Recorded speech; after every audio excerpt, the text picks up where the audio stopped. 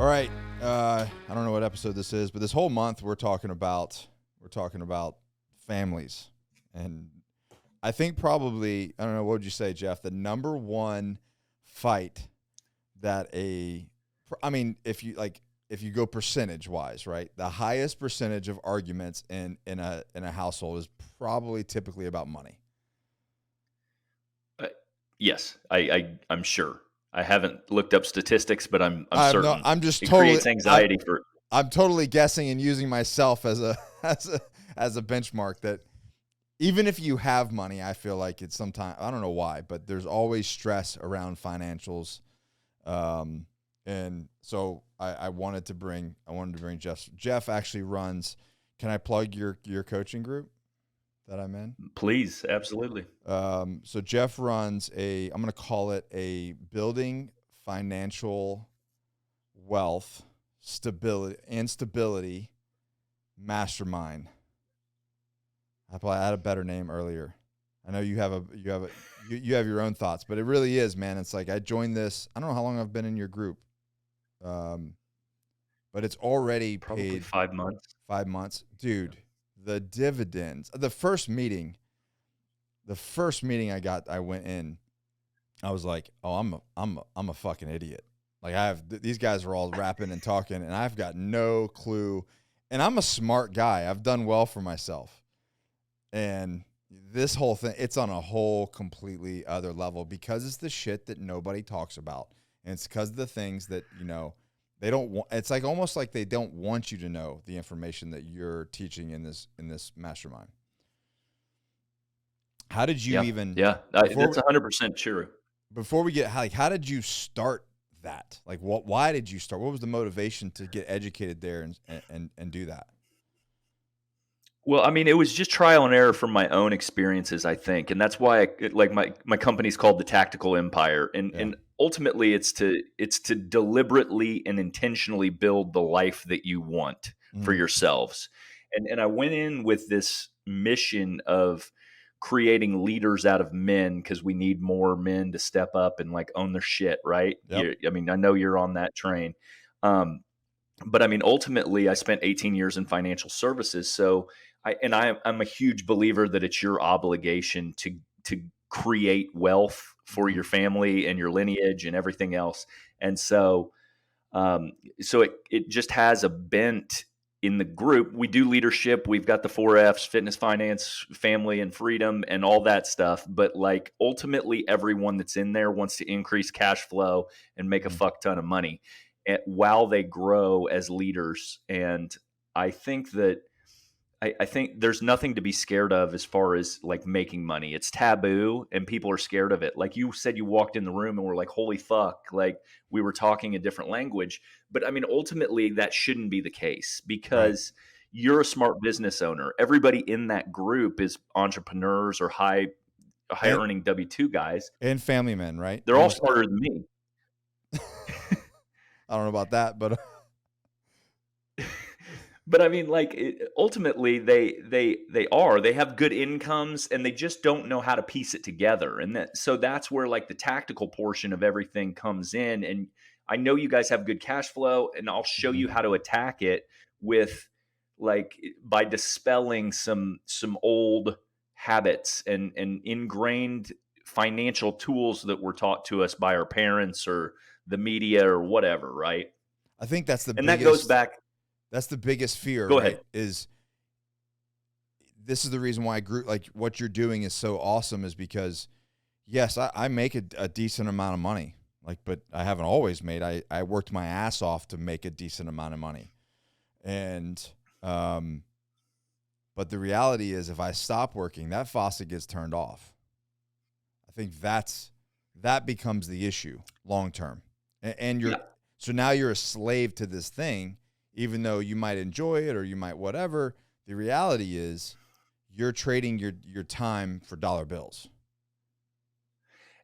And that brings us back to kind of where your original question was, why did I create the group, right? Yeah. And like that's part of the reason, because I'm a huge believer that like you go through seasons of your life. So you may want to run the Agoge right now and be crazy passionate about it, right? 5 years from now, with Dimitri playing baseball and doing all kinds of other shit at that point, like maybe you want to do something completely different and you Right. don't want to show up every day and hustle for the money to Right. make it keep on coming in, right? Right.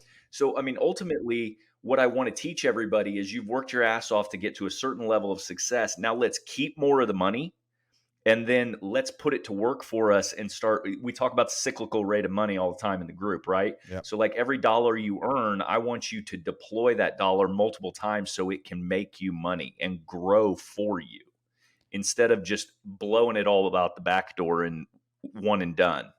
So I hope you're getting ready. So not only are we doing the podcast, the live podcast, the podcast, the Always Forward podcast about this topic, but I'm bringing Jeff in the third week into the Agoge. We're going to into the mentorship group, and I hope you're ready, bro. You're going to get some questions. And do you remember when you first briefed about all-in-one mortgages and the whole group was, I think there might be a lot of that. Like, I don't even know what to ask. I don't even, he's saying a lot of things and I don't even know what to say. Well, I mean, that's why the 7 levels of financial freedom are where I'm going to take your group. And like everyone fits in one of those levels. Yeah, definitely. Because we've got people at every single level. Yep. So yeah, I'm looking forward to that. And I'm looking forward to opening the floor and watching their worlds kind of open. All right. So just diving into this thing, you kind of already asked it, but in a way, I want to talk about why financial freedom is important for families. Okay. In your own words, can you say, like, in your own life, why did you stop doing what you were doing? And for those that don't know, Jeff's been on the podcast before. He's a Ranger, and then so he's super tough. He's had a bunch of his own businesses as well. You had a gym as well at one point, doing a bunch of real estate stuff now. Has his mastermind, teaches, coaches. Anyways, so he understands, but why was this important for you to be like, oh shit, if I need to really get my stuff together for my family and my kids so that I can have financial freedom in my family? What was the motivation there?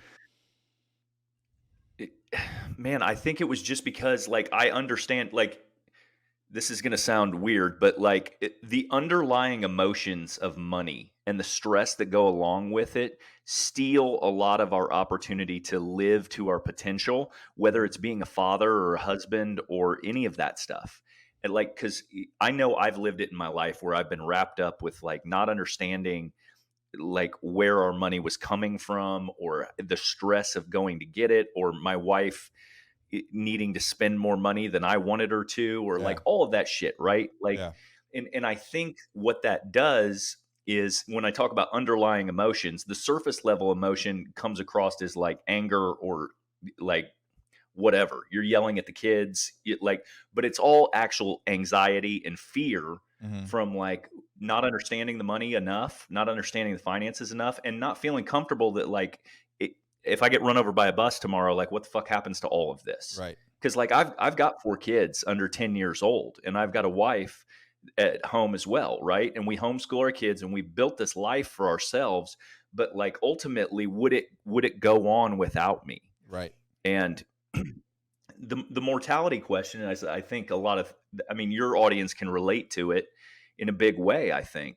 But for a long time, you kind of just stick your head in the sand and say, I don't know what I don't know. And it's scary, yes, and it stresses me out when the credit card bills come in or whatever.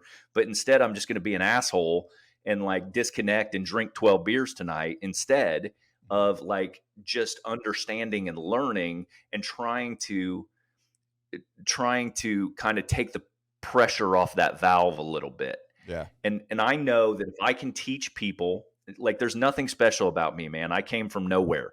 Like Central Illinois, single parent home, like very similar. You and I have a background that's similar. I know that. Yeah. But like the way I came up is just, I did not believe conventional sources were the way to get things done. When I looked around and nobody was doing like what I wanted to be doing.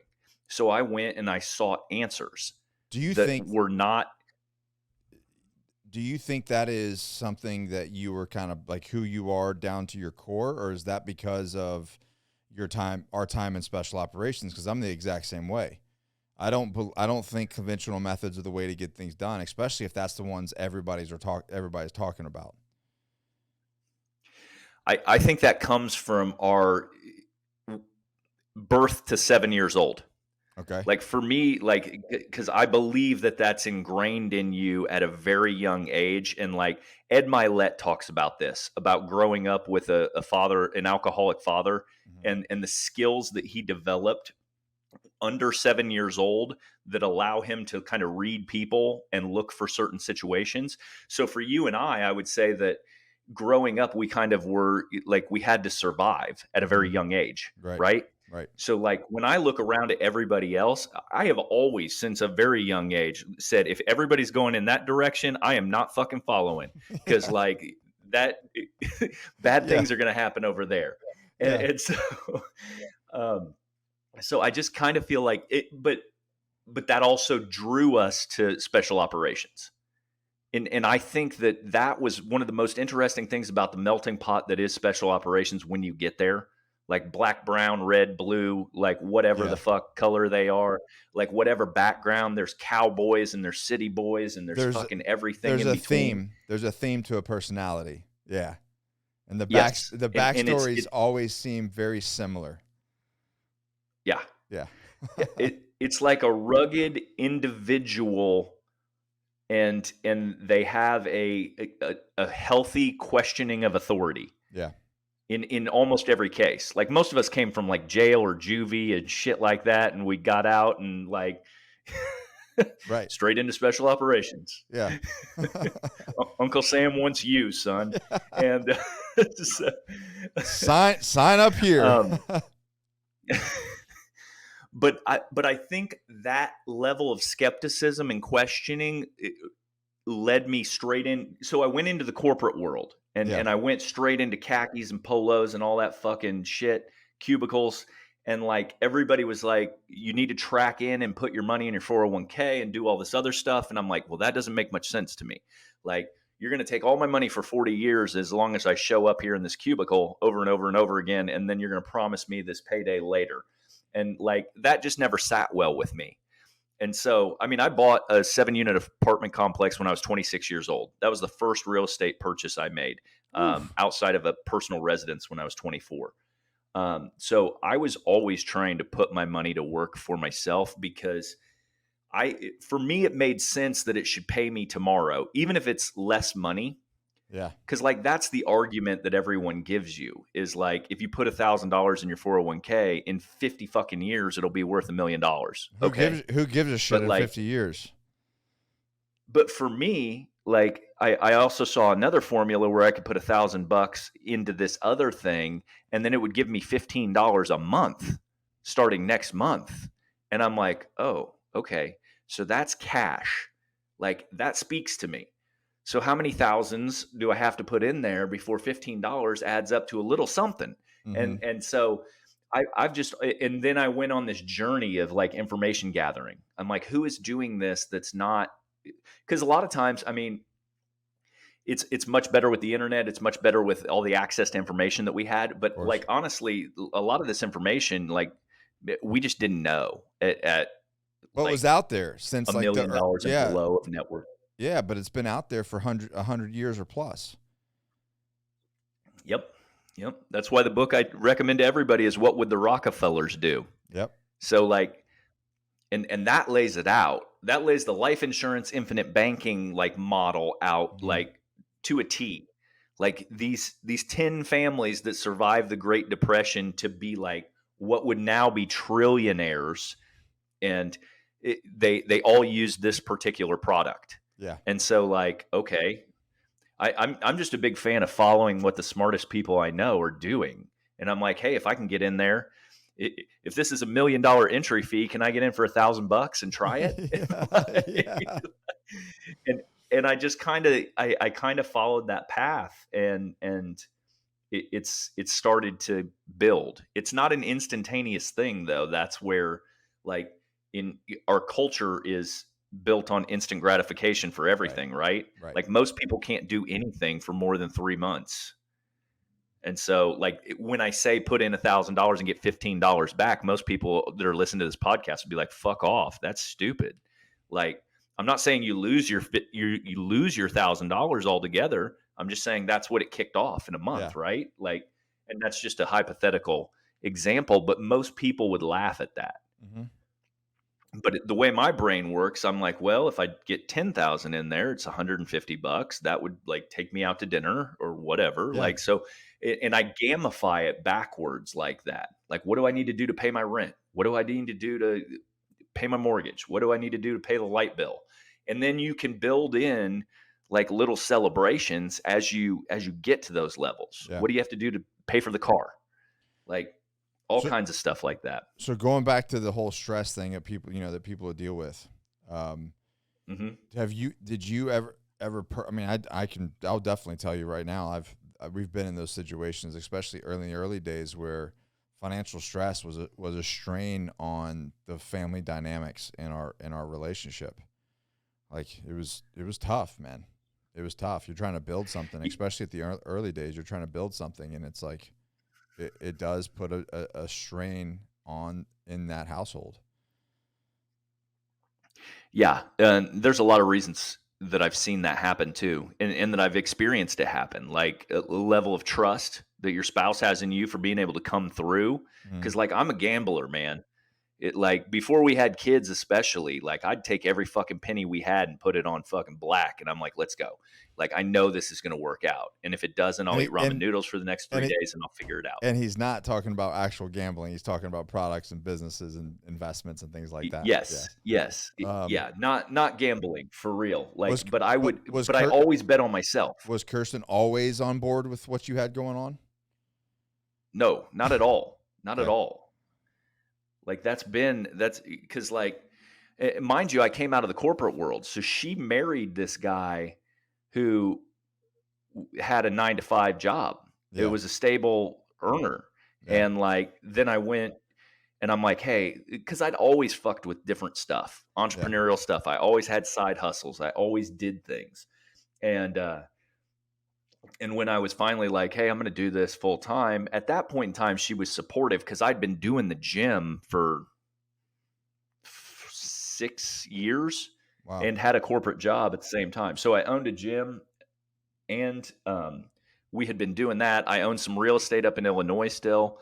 And so she was like, yes, I support you, whatever makes you happy at that point, because I was just a miserable guy. Because I was like, I need to pursue this because I feel like I'm leaving too much on the table. Yeah. But she definitely is more risk averse. And like, and like her feminine side desires security, Mhm. right? And like that's what she wants. And there's a financial side to that too. Like, right? It's not only like, hey, I can shoot well and fucking probably kick maybe a couple dudes' ass. Can I Like, feed my kids? Is there money in the yeah, bank exactly. to feed my kids? Yeah. Yes. And there's a component to that. So like I think the biggest thing we had to learn, because we both came, like I came from a non-traditional family that was raised like real fucked up, but like I didn't get a lot of good lessons. She came from a very like great family, like American Pie family. Parents have been married 46 years and all kinds of shit still. It's And like I mean, it's a Allie and dream. I. Yeah, it's like Allie and I.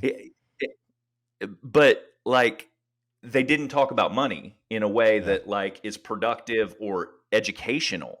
Right. And so like what we've changed in our family tree is that we talk about money all the time.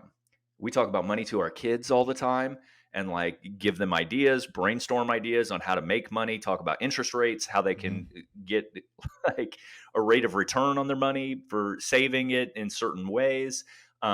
So we're breaking those habits.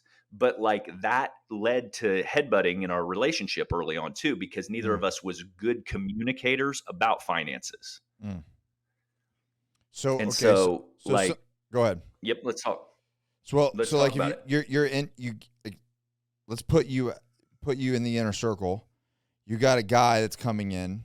He's making money, but for some reason there's friction and there's stress in the household about financials. He's again like everybody in the inner circle is making moves. Like, you damn near force everybody to make moves. You're like, make some fucking moves, dude. Like, start pulling the triggers on things. Get your shit lined up. Let's go. Because there's a lot of fear with making deals, right?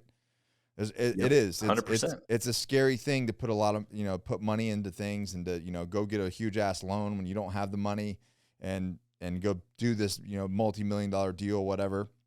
Hell, it could be a $300,000 deal or $150,000 deal and it'd be scary. But you get this guy coming in that does have friction in the household. What are you doing? What are you communicating? How are you getting them to achieve financial freedom to alleviate that stress without ripping the family apart? Well, I mean, it goes back to phase one. You are the asset. So, like, are you a trustworthy man? Mm-hmm. Like, have your moves been trustworthy? Do you follow through on what you're saying? Yeah. Like, because is this good first? Is what you're saying. Right. Exactly. Are you showing up the way you're supposed to be showing up? Probably not.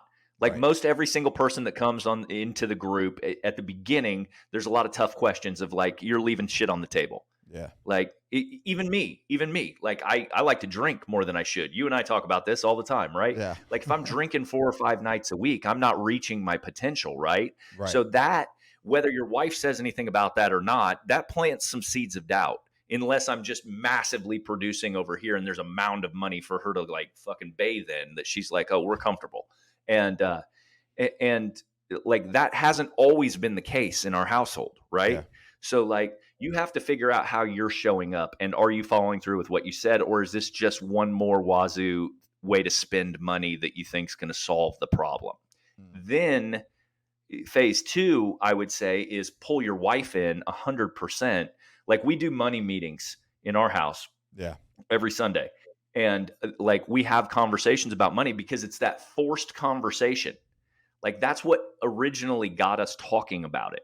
Like, at first they're super awkward, but like, what happens is your wife appreciates the shit out of that because she's like, oh, we're a team in money, because that's not the way it was. But like, the other mistake I can tell you I've made, I don't want to get off track here. Hold on. Yeah. But I made a mistake with the bills and stuff like that I'll tell you in a second. But you've got to communicate with your spouse on like what makes them comfortable. Like, through this communication, I found out that my wife, Kirsten, wants a cushion in our account all the time. Something that she can look at just to make her feel good, which is fine. And like, once we establish, it doesn't matter what the fuck they want, right? Right. Like, okay. But once they tell you, then we can start working as a team. Like, I need to see this number in the savings account at all times, and then you can go do whatever you want with the rest of the money. Okay, cool. We've now got the rules to the game. And like, so, because I mean, I don't want her scared. I don't want her stressed. No one does. Neither does anyone in the inner circle, right? Right. And you also don't want to tear ass out of there and go like, hey, I'm buying an apartment complex, honey, with our last $100,000 that we have, or last $10 that we have, because then it feels like then she's going to start being mama bear, and she's going to start putting up like some masculine tendencies because she's like, dude, you're not going to be able to feed my kids. And like, then it's going to cause major friction. See, and I'm like, you and I are the same way. I'm like, it's going to cost $100,000. I look at it, I got 100,001 cents. I'm in. Sold. Let's go. Let's go. Because I've been without before, and I'm like, I can go without. I don't need money's just a tool for me. Like, I can be poor. I'm really good at being poor. You know what I mean? I'm an expert at being poor. I get it. Yeah. And we're also good at delaying gratification, I feel like. And like, we're fine with suffering. Right. Like, this is just a period of suffering because eventually it's going to pay off. That's our mindset about it. Mm-hmm. But my wife didn't sign up for suffering. So she's like, fuck that. Right. Like, I am not going through that period of suffering. There is ways to do this without that suffering. And I'm like, oh, okay. And so it rewired my entire thought process. She's right. She is right. It doesn't have to suck all the time, you know? Right. And it goes back to like, as I get older and a little more mature, like, I understand that it's more about like enjoying the journey. And like, so this whole like getting on the same page financially has been a beautiful thing, because it's really reworked my mindset about aggressive patience. A couple And years, like, a couple years go ahead. ago, you guys turned us on to something like the annual planning, the couple annual plan. No kids, 2 or 3 days annual planning, and we've been doing that for I think 3 years now.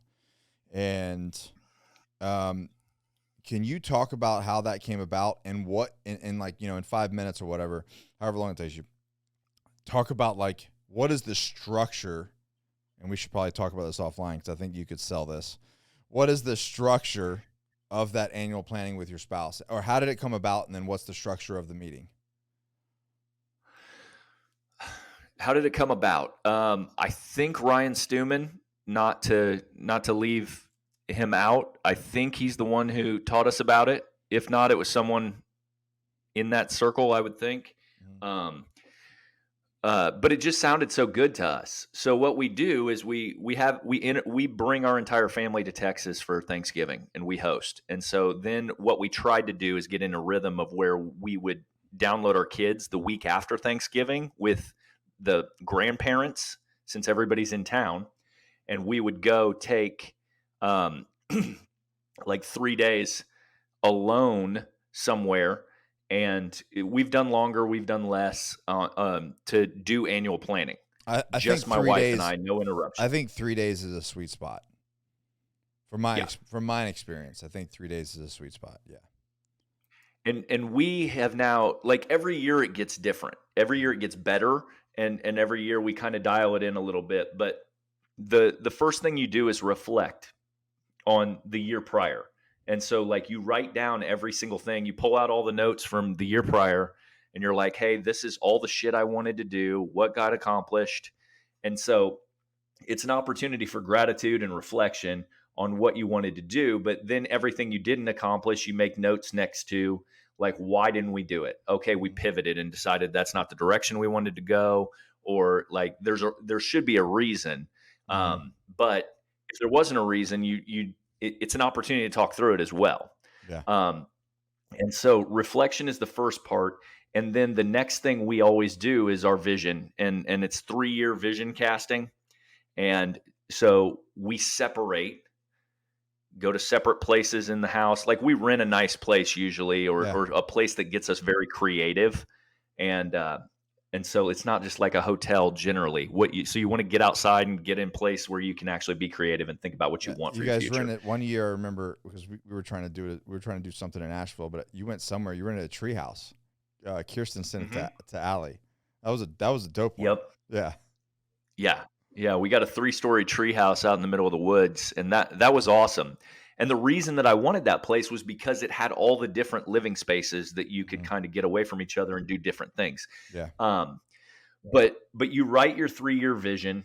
So, like, where are we going to be in 2026? Like, describe it to the umpteenth degree, like everything. You get very granular on what's going on, how much money's in your bank account, what you're doing, like, what's your fitness like, what are you spending money on, what are you driving, what are your kids doing, like all that stuff. Complete vision. Yep. Okay. And like, what activities are our kids in, everything. And then she's doing the same thing. And then we bring them together, and we've done it different ways, where we read it out loud to each other, or we just exchange it and read it. And then what we do is we merge it. They're always very similar. What was the? I guess as you get older, they become more similar, right? But what was the best? Yeah. What was the best tactic, or what did you see that felt like the best? I don't know. What felt the best? Exchanging or actually briefing each other on the vision?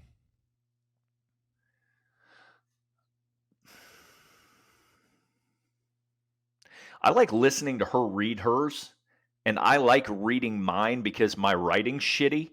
Because I think there's something lost if you have to, like, it's sterile. If you can't read somebody's chicken scratch, it kind of fucks with the it's more flow. sterile. Yeah. And so, like, I like listening to her read hers and, like, really taking it all in and being present and listening to it. And I'm like, weird. I didn't know she wanted to do that, or whatever. Right. Yeah. Like, because you'll find out things like, Because I mean, this is your time to take up new hobbies and be a new person and like think Yeah. about like, hey, I want to fucking do X, Y, and Z. And like, it's just an interesting time to get to know your spouse a little Yeah. more. Right. And so from there, what it breaks down into is a shared vision. Okay. So like, what are the commonalities on this thing? What are the outliers that maybe you didn't want, or what are you trying to accomplish with this? Because I'll put shit on mine and she's like, what are you trying to get at with that? And I'm like, I just really want time or something like that. And she's like, Yeah. well, why don't we do this? And I'm like, that's fucking a better idea than what I had. And so You're smarter than me. yeah, yeah. And so we kind of, but we do the whole exercise because I think there's value in just working through it. So then we rewrite one together that's a shared vision, right? Yeah. Yeah. And we put it together and then we read that. And so that's where we're trying to go in 3 years. So then what we do is we break it down into like, okay, if we're going to be there in 3 years, where do we need to be at the end of this year? Right. The upcoming year, 12 months. And we lay that out. We lay out everything we want. We lay out how much money you need to make, how much, like, what are we spending extra based on what we're doing today? Like all these different things. And then you pull that down into like your next quarter. So it's just a simple like funnel, if you will. Yeah. And it just drags it down further and further. And you leave this knowing what you're going to do. And we've gotten to the point now where we can lay out our entire calendar for the year with our travel and almost have our entire calendar done when we leave this trip for the next calendar year. What would you say? Because we choose vacations. Yeah. What would you We say choose, percentage like, wise shit you were like that done? during- Percentage wise on the calendar? Yeah, like your whole, like for the whole year, like you're at 80% completion. Probably higher than that. Wow. Like, I mean, yeah, I would say 90 at least. So if I need With- to hang, if I with- want to hang out with you, I need to get to you like at Thanksgiving. By Thanksgiving, I need to tell Jeff, hey, we're hanging out in 2024, and this is the time we're gonna hang out. No, because there's total flexibility for like spur of the moment stuff. Yeah. Like we've just built in all of our intentional goals. So like this year we were taking the family and our extended family to Disney for 8 days. Like that's on the calendar. It's already Yeah. built in. We're going in August. So stuff like that. But like we don't have anything in July because we usually RV for the whole month of July. So if we're going to be RVing, then we could play that by ear. We can be flexible with that stuff. The stuff that's hard on the calendar is just associated with our goals. Got it. But we may set like a flexible goal of like, hey, I want to camp or I want to RV like once a month for the whole year. And so like that's not a hard date because like we run our week 7 days a week. Yeah. You know what I mean? Of course. Like there is no Monday through Friday for No. us. And so like sometimes we go RVing Monday, Tuesday, Wednesday, and then come back and work Thursday, Friday, Saturday, Sunday. So like we just set flexible goals like that too. Yeah, we're the same way. We don't really have weeks or days or anything like that. The only thing that's different is on Sunday it's family day, family dinner. Yeah. You know what I mean? It's like no phones, Yep. no social media, no bullshit, which maybe, I probably lose thousands of dollars by doing it that way on a Sunday, but Sundays that's a straight up just board games and play. Just, that's it. I love it. Yeah. Gym time with the wife. That's it. But you recharge, man. And that's Yeah. what's important. Yeah. Like people don't understand that like there is no like hustle and grinding to like success. Like success is really just like deliberate integration of your entire life. And so for you, you're probably doing the best thing you can possibly do, which is like taking Sunday down, which is the day that you're probably going to have the least purchases of any other day. Yeah. Because people like outside of Sunday night, people are fucking swiping their credit cards for some weird shit. But like, hey, I've drank all weekend. I need to clean up and get on the Agoge. I'm in. I feel like a drunk fat ass. I mean, it Take probably me, Nick. it used to be that way, but like now with like Johnny Slicks and all the other businesses, like there's so many systems and processes in place that that this machine is rolling because we've built it to roll. You know what I mean? Yep. But Yeah. yeah, typically on a services front, if I could sell it to my own brain that, well, if I work Sunday, I'll make this money, extra thousands of dollars, and if you do that every Sunday for 52 weeks, it's going to be this much. But then what? I'm at the finish line. I've made an extra 200 grand for the year, and my wife hates me, and my kids don't even know who I am. Nah, I'm going to pass, bro. Yeah. See, that's why I'm about optimization. Like I Right. want to Right. maximize how much money you can make and work less hours at the same exact time. Yes. Like, so how do I make $750,000 take home and work no more than 20 hours a week?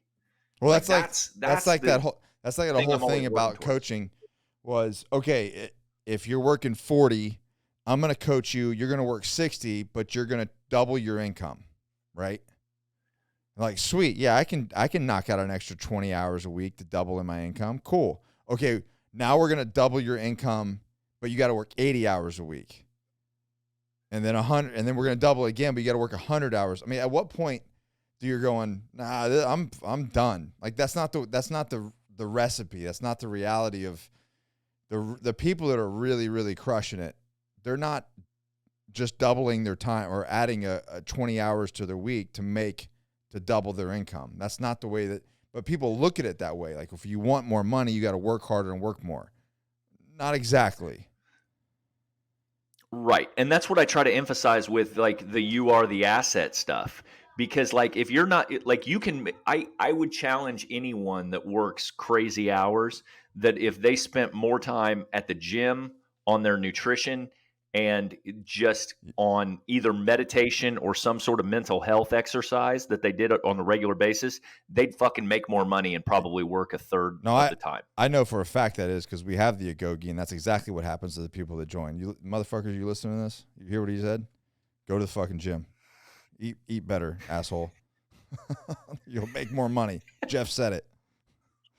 All right. So Well, I think one of the good things about it is that if you talk about investments and you understand return on investment, like what we're beating into your head all the time, you start to think differently about how you spend your hours. yes, You're like, how do I get more money for less time? because it's now you're doing everything intentional instead of flying by the seat of your pants.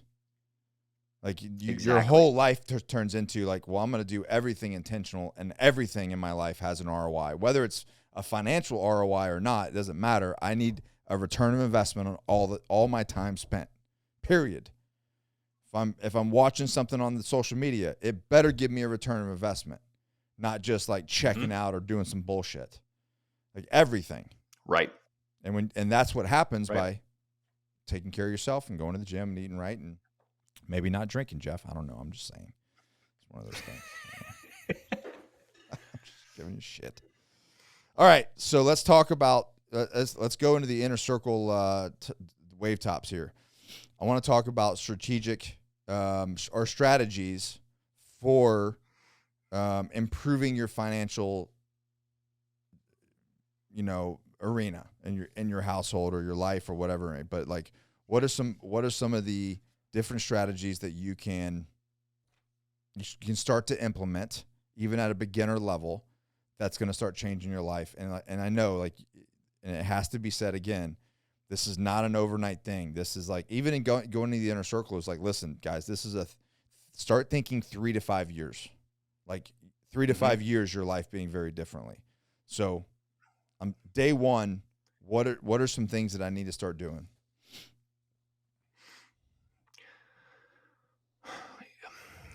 Well, I mean, I think if we were just to step through the 7 levels, it's like you need to analyze your behaviors, right? Mm-hmm. Like, what are you doing that's supporting your mission? What are you doing that's taking away from your mission? Are you spending a bunch of money on dumb shit? Like, I think the biggest thing is most people don't know where all their money goes. Yeah. Like, and part of that is just like a survival mechanism. Part of that is just like not wanting to deal with the reality of like shit getting more expensive and not really, like, they're barely making ends meet. the best thing you can do is sweep money away from yourself before you have the opportunity to touch it. And like, there's a lot of different ways to do that. And what you put it in doesn't matter to me, but like, I like moving things away into a different bank account or a different asset class vehicle that takes you some time to get the money back, so that you have to be deliberate about it, because Mhm. you're not going to go get $100 out of that account, because you're probably going to change your mind and you're not going to need whatever you thought you need so bad. So starting out, it doesn't So need to be a life insurance policy, even though I think that's probably one of the better no, ones. no, especially not today. Like Yeah. in our climate right now, there's 4.25, 4.5 like savings accounts online. Like that's a pretty damn good interest rate. And like if you talk to the people who manage billions of dollars, like we're at about 5% inflation right now. Mhm. And like they beat inflation back down to 5% according to the gurus. Yeah. Um, so that's a pretty good place to be, because you're putting your, I mean, you're still losing money, but Yeah. not at the rate we were losing money 12 months ago. So Yeah. like if you just put in a savings account while you take the time to learn, or a money market account, there's some money market accounts that are going to earn more than that. They'll earn closer to 6 if you tie them up in there for 12 months. You just really have to get used to like a savings muscle. It's So no different than going to the gym and and exercising. it You doesn't have really matter how much it is, really. It's like just start the process of squirreling money away on the side. Now, I've heard you say something. Do you recommend downsizing or focus on making more money? It depends on the situation. I personally think, like sometimes in a drastic situation, if you're in a house or something like that where it's just eating your lunch and you really could turn something around. I also look at the ROI and then the time frame on like what we're talking about.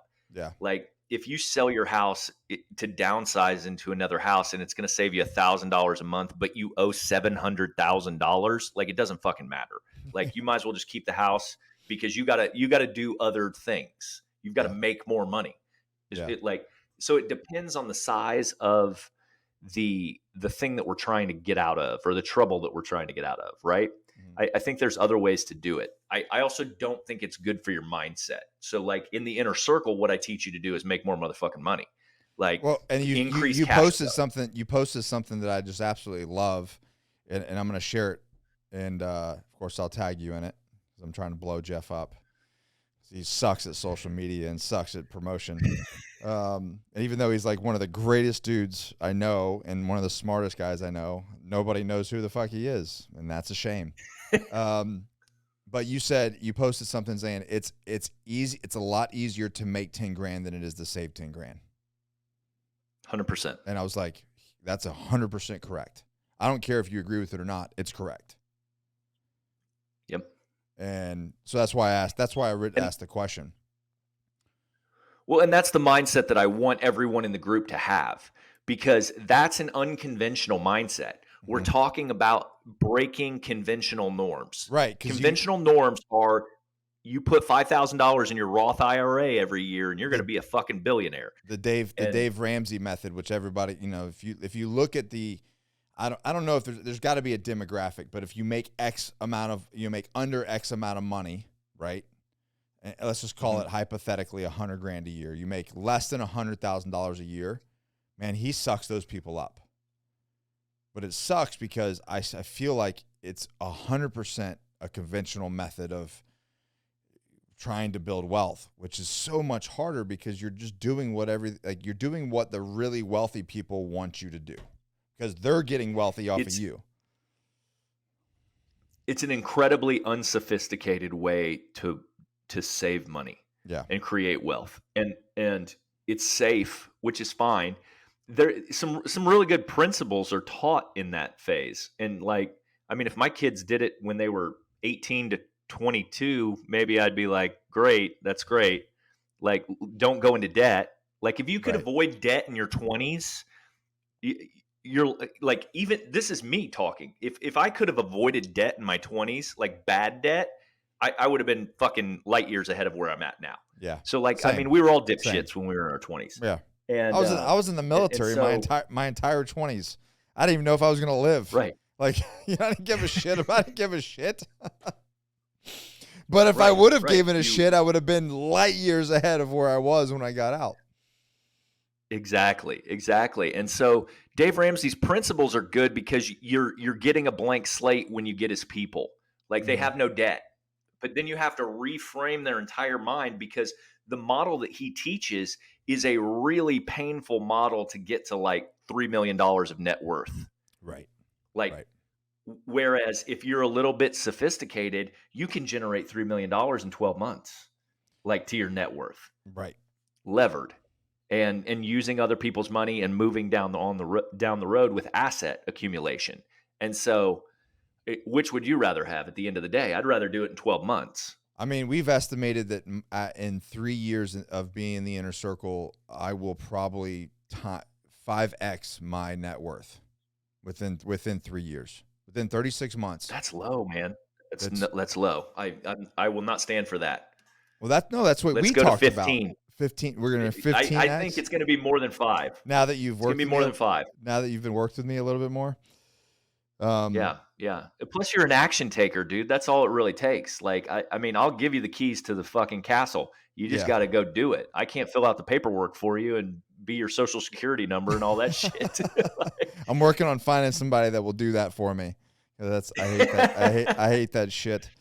All right. So going back to some of the issues that you can, or not the issues, some of the strategic plans that you can do initially is really fix your mindset with money, right? Start squirreling away cash. And then what else? You have to get out of bad debt. Like that's one thing, but you have to analyze it. Like if you've got student loan debt that is at like really low percentage, like this is where people get tripped up. And I think that this is a bad model. Like you should not you should not spend as many years as it takes to get completely out of debt before you start investing. So like when I say that, like you should take out all your 21% credit cards and all that shit, because that's real heavy interest. But if you've got lighter stuff like a 2% interest rate on your mortgage, or like, because Dave Ramsey talks about paying off your fucking house. That's the dumbest thing ever. Like, don't pay off your house until you're so wealthy that you're like, I don't even know what to do with this extra $1 million. I'll just pay off my house. It drives me crazy when I hear that, but yes. But student loans are another good example. If you've got a student loan at a low interest rate, like let's say 3 or 4%, I don't even know what they are, but you do not want to spend the next 10 years piling money into that student loan as opposed to 10 years of investing. Right. So shrink that minimum payment down to whatever it is and make it, but then start earning more income and then start pushing on your investments, because you'll be 10 years ahead when that student loan is gone. Right. So you really have to just analyze like the back and forth between what debt you should be using and what debt you shouldn't be keeping. So on that, if your house is a 2 point, if you got your house back when it all dropped, a lot of people have had their house a minute, they got a 2.9%. Inflation's at what? 5%? Mm-hmm. So you're good. So you're making a net gain. Technically, you're making a net gain, Mm-hmm. So that's what you're talking about analyzing. Analyze where the interest rates are and then knock out the ones that you're not making the net gain. And then, don't worry about the paying off the house thing is ridiculous. You know what I mean? But whatever. I do, like, if you've not read The Richest Man in Babylon, it's the world's simplest book. It's a great read for financial just basics. And all the principles that teaches in that book is like save 10% of your income and invest it, like your entire life. So no matter what you've got going on or what kind of debt bullshit you've got yourself into, start saving today. 10% of what you make first. You pay yourself first. Yeah. That 10%, if you would have done that since you started working at 12 or 14 years old, you'd have a lot of money. Yeah. Right? Yeah. Like you'd be done already. Don't even want to talk. Let's move on, Jeff. We're actually talking about that. I started working when I was 11 years old. 11 years old, I started drawing a paycheck. You know, my Social Security statements go all the way back to when I was 11 because we lied. Yeah. Yeah. Oh, yep. God. 10%. 10%. I'm teaching my 10-year-old about overfunded life insurance. And we're going to build her policies because she's doing chores now for $10 a week. Nothing crazy. But I told her which I'm paying her, right? So I'm giving her $40 a week if she does all her shit.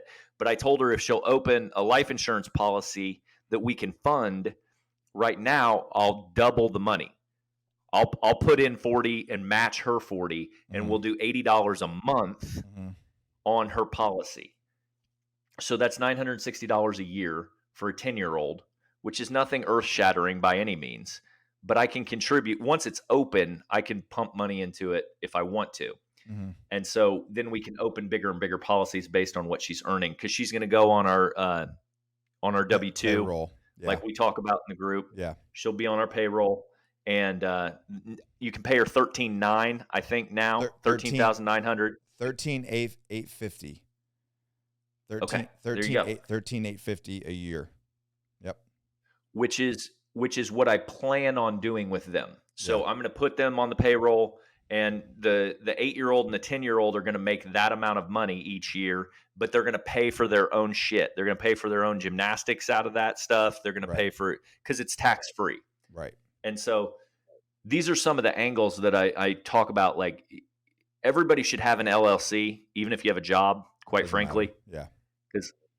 Because you can be a sole proprietor LLC for nothing. I mean, it takes a couple $100 to stand it up, and then you just file it for taxes each year. But it should save you like $10,000 in taxes if you do it right, and you'll be able to write things off, and then you can put your kids on those payrolls as well if you do it effectively. Ask your accountant. I am not an accountant, but it's about keeping more of your money, right? Yeah. Here's what's crazy is, like, you have to, if you don't have a good accountant, you have to ask your accountant about it. You got to tell them about it. You got to tell them, like, hey, I want to do this. Like, I feel like the accountant should be like, do you have kids? Why are you not paying them $13,850 a year? Like, we're trying to, do this. But that's what we're doing, the same thing. That's Dimitri. That's one of the things that I have learned, though, throughout this process, because, I mean, I've been teaching this stuff for probably 7 years now, and 6 or 7 years. And you've got to find, like, you're going to outgrow accountants over and over and over again, because once your education level exceeds their education level, because they're not doing any of this personal development, they're not seeking out wealth angles and things like that. They're counting. Yes. Yeah. And so you've got to just move on from them. It doesn't make them a bad person. You've leveled up beyond what they can do. So one of the things to pivot away from that, so one of the things that kind of gets brought up a little bit, especially with when you have this, like you said, like I attack, and we have people that have these growth mindsets, and you start having the plan in place, you have the strategies in place. How do you, and you talk about it a lot, how do you balance the financial goals with family priorities? Let me give you an example. Allie and I, all of a sudden, because of some of the products that you suggest and some of the people that come on board, we have the option to pull the trigger and buy 3 Airbnbs overnight. But now we have 3 Airbnbs. Yep. There's a level of immediate stress and management that will descend on our life. Yeah, that's where you guys got to be on the same page with what you're investing in. Because if I go out and I buy, like, let's just call it Airbnbs. That's fine. Or like, what if I go out and buy a fucking this chain of pet groomers, right? That just prints fucking money. And I'm like, it's a great deal, Kirsten. Great deal. And she's like, what do we have to do? And I'm like, just go walk the dogs on holidays. Like, she would be like, fuck no. There's no money. Like, you cannot put enough money in the bank account to make that worth it. No. Yeah. And Yeah. so I think that goes back to your original topic of the whole show, which is like communication has to be the same, right? And so we've run into this in the inner circle a couple times. Royal specifically and Trace specifically Right. had conversations with their wives about investments they were making, and the wife was like, no, I don't want to do that. But out of those conversations, it wasn't a hard no. It was, I'm more interested in this asset class. So like, Right. we all have this very blinder, myopic view of our spouse. Like, she's just not interested in this shit. And if you talk to them about it, babe, I'm trying to find, make us more money. Like, I'm trying to create Yes. generational wealth here. And she's like, I don't give a shit. I just want my time. You know what I mean? Yes. But also, like, in both those cases, they just moved like 5 degrees to the right. Right. And they bought asset classes that served their lives, right? And so a lot of times as entrepreneurs or go-getters, like, we get caught up in like, hey, the return on this thing's going to be fucking 37%. It's going to be great. And you talk to your spouse about it and they're like, well, we can get this and it's a 17% return. It takes 0 of your time. Yeah. And I'm like, oh, let's do that. Yeah. Let's do that. Yeah. And so the balance is kind of just like understanding yourself and what season of life you're in and what you're willing to kind of budge on. And for me now, like, it's freedom of time and freedom of location. And we've got, our money train is rolling. We're not fantastically well off or anything like that. I mean, we're fortunate, I would say. But the structure, the infrastructure is in place to be extremely fortunate. I just have to wait on it to bake right now. Yeah. Right. And then, but I won't take any outside of the box risks that take my time or take my location freedom. And because that allows me to do whatever I want with my family. So that's something that I struggle with in the early days, because I didn't mind, because I'm a worker, I don't mind working. Being in that like deployment mentality. I actually like the deployment mentality, right? Of like, we're just going to work around the clock 7 days a week for 10 years. Yeah. Cool. I'm good with it. But that's not what serves me. Not really. Not if I put my priorities on the board and then I take that method and bounce it off those priorities, it doesn't fit. 100%. Because you'd be real disappointed if you had fucking stage 4 cancer today and you had like 10 days left to live, and you'd be like, fuck, I've been working my ass off for 10 years and like now it's done, right? Like, you'd be like, wow, I wish I spent the last 10 years fucking off and having fun. Right. Yeah. Right. But I do think there's an aspect of us that is like wired to work. Like, cause I get gratification from working. Same. I get gratification from producing. I get gratification from fucking having money. Yeah. Like, that fulfills me. And I'm not ashamed to say it. I don't give a fuck. Like, it makes me feel good to have millions of dollars and then to track for millions more. Yeah. Like, that's hunting to me. Like, I enjoy it. And a lot of times I fail and screw it up. And like, that's part of it. Right. But like, without that, I would not be fulfilled. Like, my wife knows that about me. She's like, you need to go do something, like burn off some steam, go work, go do something. And I'm like, I know. It feels good to win. Sit around. It feels good to win. That whole thing I talk about all the time, the whole idea of sitting on the beach with the Corona, like, that's not fulfilling for me. That's good for like the 3 seconds that I'm there. And then I'm like, I got to go fucking do something. Yeah. I have a real hard time relaxing, Jeff. I understand. I understand that.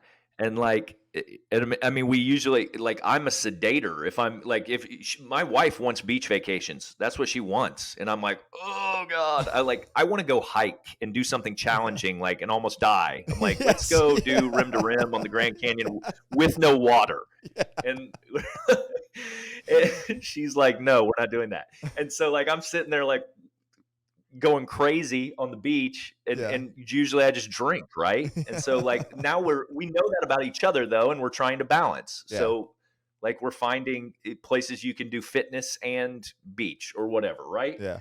But I mean it's all like this whole thing is just communication. And I think oftentimes, because I've done it in my own relationships, we oftentimes try to kind of protect our wives to an extent from the full story.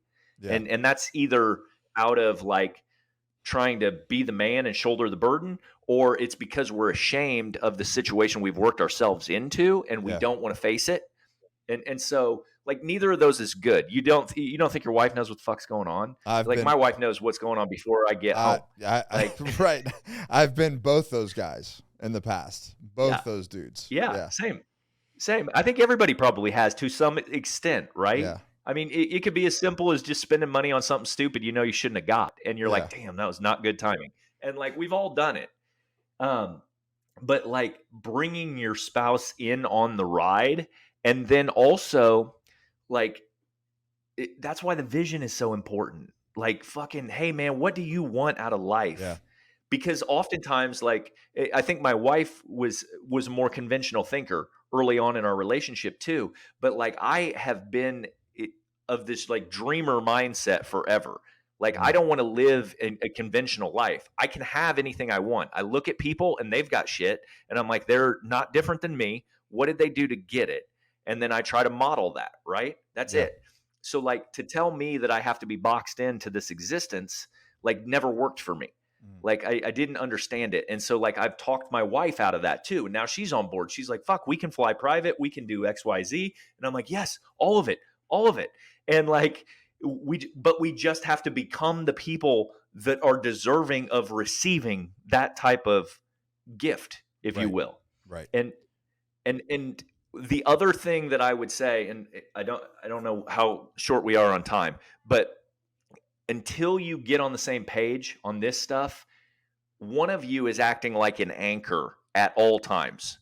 Mm-hmm. So like when I'm trying to run the ball and go real fast in business or stack these assets, if we're not on the same page out of fear or anxiety or something like that, and my wife's over here and I left her behind, I cannot perform at 100%. And my likelihood of success is far diminished because we're not on the same page running at the same rate, or at least just not dragging, right? Yeah. And so you do not understand that until you get on the same page and have these conversations. And then you see how far because like you can go to your spouse is likely married. What's that? And then you won't really know, like you said, until you get on the same page, and then you'll really see how fast you can move. Yes. Yeah. You're eliminating friction.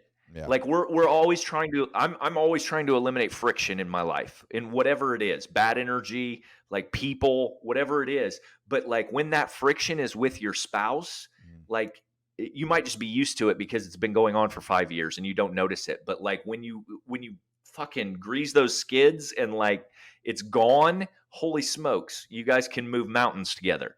Yeah. And most of the time your spouse like loves you, and that's why they're with you, right? Like, and so they want to be on the same team too. It's just a conversation, and you've butted heads so much. You guys have so much walls built up that you don't want to have these conversations. So before we wrap up, I want to bring up one thing, because it's going to happen regardless. So whether it's a financial climate thing like the 2008 mortgage crisis, which we could be going into it again, I don't know. You might have a comment on that, but the overall is just, you're doing this life. You're physical. You got the 4 F's lined up. You're doing everything. You're making progress. You're on the same page of your life, and then fucking something like that. There's a financial setback. There's an economy setback. Something happens. Maybe one of your businesses just fucking falls apart for whatever reason, or there's a million things. You're gonna have failures. You're gonna have setbacks in life. You're going to have obstacles put in front of you. If I was in the, if somebody was in the inner circle, how are you going to deal with that? What are you going to tell them? What are the tools they need to survive, and not just survive, but thrive? Well, I think there's opportunities in I'm so excited about what's coming. And you know that because I talk to you more. But Yeah. like, I'm so excited about this opportunity. In 2008, 2007, 2008, I was in business, but I was like just a young, dumb idiot and Dab, like barely. dabbling. Yeah. And I didn't have money to like do anything or make any big moves. I mean, like I said, I had a 7-unit apartment complex and that was about it. And, Right. but so like this financial crisis that's coming, or we're in the middle of, I should say, we're at the tail end of it. I mean, there's still pain coming, but we are at the tail end of it. But I am very excited about it. And the reason is because with every downturn, with every problem, there is an opportunity. Even if it's your own business. My gym, brick and mortar gym, got shut down during COVID. I mean, you had the same situation go on. Like shit went on with that stuff. It's opportunities to pivot. There's like if you're that's why the inner circle is so important, though, because being tied into people that have different sight lines when shit is happening like this, that is what is important, because you're the person that can duck and move and come out light years ahead. Like we just talked about, what would the Rockefellers do? But to your point, if you don't know how to duck and move, but you're in a group like that, there are people that do have different sight lines, and they will say, all you have to do is this. Everything's going to be okay. Listen to what I'm saying. Yep. And that's what I'm doing. And that's why liquidity is so important in what's coming, because like when the bank seize up or freeze up and lending tightens tremendously, there's never been so much cash available. And what I mean by that is on a private basis. Like there's never been so much cash in people's savings accounts. So like teaming up with your buddies and JVing and taking down businesses at 50 cents on the dollar. There's also 12,000 baby boomers leaving the business world on like a daily basis that own businesses. And so there's opportunities everywhere. They don't want to. So those people that are exiting the workforce at some point in the near future, this is going to push. It's going to be the tipping point for them. They don't want to live through another fucking downturn. Why would you want to suffer to build something back up only to retire 18 months from now? They're not interested. They're going to tap out. Yeah. Yep. And so I'm not wishing that upon anyone. I'm just saying timing matters, right? Yeah. If I'm 80 years old and I'm going to retire in 3 years or retire in 3 months, like it doesn't make any difference to me. Right. Like if I'm financially fine, right? And so I say that like the best thing you can do is stay liquid and be clear on your opportunities and also be in assets, because whatever's going on with the dollar, there's a lot going on. There's a lot of things going on behind the scenes. Like that's why real estate's so important to me in my portfolio, because it's actually tied to something real. It's tied to real property. So as inflation goes up, so does the value of my real estate, because it's real property. So if you own businesses, you own real estate, you own tangible assets, those rise with inflation. If you own a US dollar, it does not. And so like the best thing you can do is turn your dollars into assets as quickly as you can cycle them. Dope. But if you're not there, the best thing you can do is get out of debt and start saving. And like I said, don't do one or the other, do both. Yeah. Good to go back to your original thing. Analyze the interest rates. Analyze what's actually costing you. Where's your net gain at? And then, it's not that you don't necessarily have to go Dave Ramsey method on everything. And if you're talking about like, if you don't know anything else, but you hear a lot about the stock market, there's dividend producing stocks. And so like, instead of just parking your money in the stocks in an index fund and letting it roll, you can buy individual companies in dividend producing stocks, and they actually send you a check every quarter. And so, like, I mean, it may not be a tremendous amount if you don't have a lot of money in there, but you're buying shares of that company and they're actually sending you cash. So you're Yeah. generating cash flow in that standpoint. So if you don't know what to do with your money, there's a million ways to do it. The fact that we'll Like, just join the link below. Just join the Inner Circle. Just save yourself a lot of headache. Just join the Inner Circle and work with these guys. They're really smart.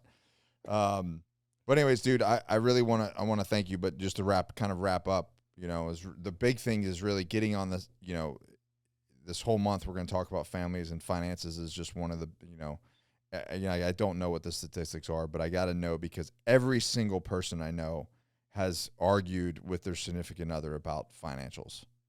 Every single person I know. And that typically tends to be, from what my experience, just one of the top ones. So being on the same page of your spouse is just absolute, like, that's the number one crucial thing you can do, period.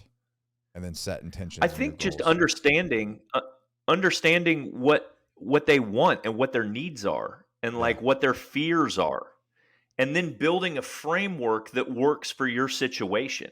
And don't let your ego and your pride get in the way of that. Right. Because if your wife wants to see a certain amount of money in the savings account, then then you have your marching orders. Go put that money in the savings account, and then you can go do whatever you want. Yeah. Or live the way you want to live, or spend the money, or invest the way you want to invest. Right. Right. Well, thanks for coming on. Thanks for coming on and having a conversation with me about it, man. We'll make it a thing. It's a reoccurring thing. And one of these days we got to anytime, man. I got to get you at this table. But again, where can people find you, even though you're invisible? Probably Instagram at Real Jeff Smith is the easiest place to get a hold of me. We're building a website out for the Tactical Empire that you can find out more information. It'll have free tools and stuff like that, similar to the stuff we're sharing on the Inner Circle. Well, shoot me the one that they can sign up. Well, unless you're going to have it done by when it launched, but shoot me the link that I used or something. Okay. So that it can be in the show notes, because people are going to be interested. So. Okay. And you guys can hang out with me. You can listen to me with my mouth open, taking notes while they're talking about stuff. And I'm just like, You never know what direction we're going to go. We talked about fasting a couple weeks ago. That's true. That's true. I do have a 72-hour fast on the book at some point. Hell yeah. But guys, listen, don't be the keeper of the badge. All right. There's information is out there and it needs to be shared. All right. So I guarantee every single person knows people that they would benefit from this.